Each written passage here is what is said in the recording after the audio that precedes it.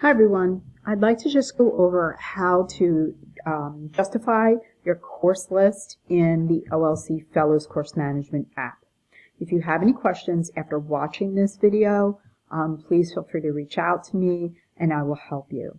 So as you can see right here, I'm on the Essentials for Online Teaching, and I'm going to show you how you can justify your course list for your course.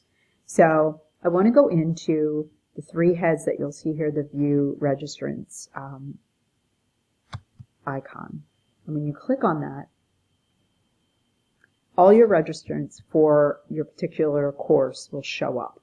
Okay, so here you're going to see I've clicked on registered for this.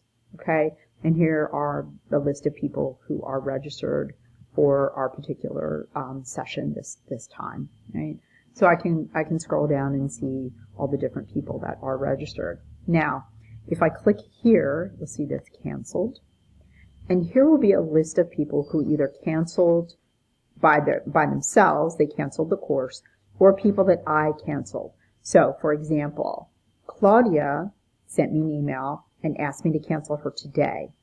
So because she doesn't have the option to cancel herself right now because the course already started, I went in and did that for her. And then again, if there was someone who was a no-show, right? So someone who you keep emailing back and forth, things like that, you can change the selection too.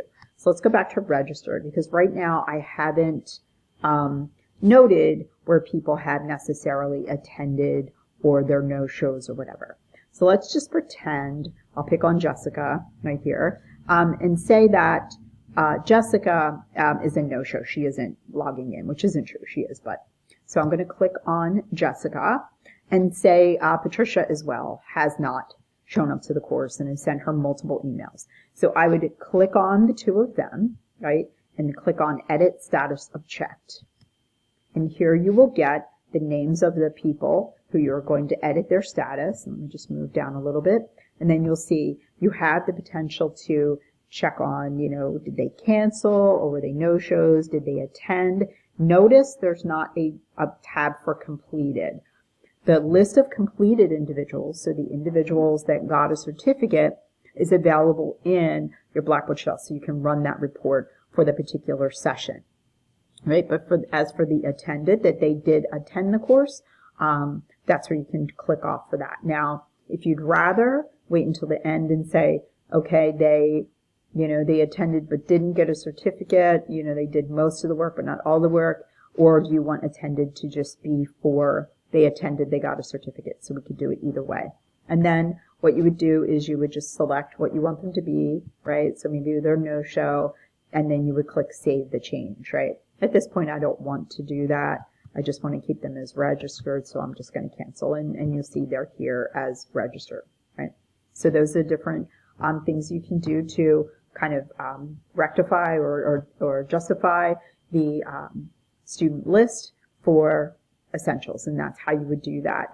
Before you do that, though, if you want to ask me, or again, if you would just like me to do this part of it, I would be happy to do that because I'm pretty well versed in the system. So if you would just send me the list, that would be fine, and I'd be happy to take care of that for you. But it's probably more effective to get it done as you're in the course, right? Especially for those that are canceling, even if you have to cancel them. Now, for people that signed up for a course and they want to cancel themselves before the course starts, here's what you tell them to do. You tell them to go back in through the registration app, right? And this is our Fellows request portal, and say, this is me, okay?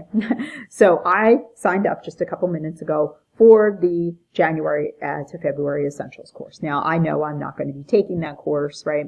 So that's why I did it. But so I wanted to show you what you can ask our participants to do. So it's always more effective if they can go in and cancel themselves. It's actually twofold. First of all, if they have to go in and cancel themselves and then sign up for another session, they can do it all at one time, right? Which is helpful. And they can do this prior to the start of the session. So if this was January 25th and I was asking to be canceled out of the session, we would have to do it in the management app that I just showed you. But since this is not, since we're talking about October and I signed up for January and I've decided, oh, no, I can't do that, I want to cancel it, here's what we have them do. Have them go back in through the Fellows or Course portal, have them go into cancel, and just tell them under session registrations, there's an X if you want to cancel. So, and then if you hover over, you can see it says cancel registration. If you click on that X, it asks you, do you really want to cancel this registration? And I'm going to click yes. And it takes a minute. And that is canceled. See, now it is canceled. And I just want to delete it out of my screen. Now it's canceled and deleted. So they can just have it stay up there as canceled, or they can click the little trash can and it will fully and completely delete from the request portal for them. This is their view of the request portal. So that's the 2 management acts in a nutshell: how to justify a course list during and after the course once the Essentials course is completed, and then how to have a participant go in and cancel their own registration prior to the start of the course.